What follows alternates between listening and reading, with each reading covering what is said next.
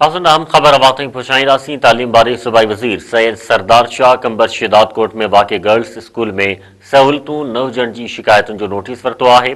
सूबाई वज़ीर Syed Sardar Ali Shah government girls lower secondary school Silra जा मसला फौरी तौर ते हल करण जी हिदायत जारी कंदे चयो आहे त स्कूल स्पेसिफिक बजट तहत स्कूल के 5,18,000 रुपया जारी थी चुका आहिनि।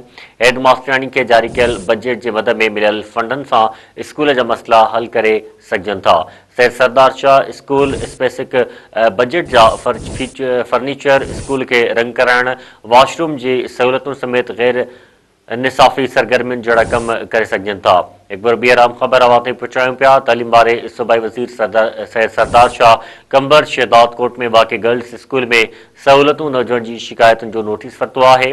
सूबाई वज़ीर Syed Sardar Ali Shah government girls lower secondary school Silra जा मसला फौरी तौर ते हल करण जी हिदायत जारी कंदे चयो आहे त स्कूल स्पेसिफिक बजट तहत स्कूल के 5,18,000 रुपया जारी थी चुका आहिनि। हेड मास्टरानी के जारी कयल बजट जे मद में मिलियल फंडनि सां स्कूल जा मसला हल करे सघजनि था। सैयद सरदार शाह स्कूल स्पेसिफिक बजट मां फर्नीचर, स्कूल के रंग कराइण, वॉशरूम्स जी सहूलतुनि समेत गैर निसाफ़ी सरगर्मियुनि जहिड़ा कम करे सघजनि था।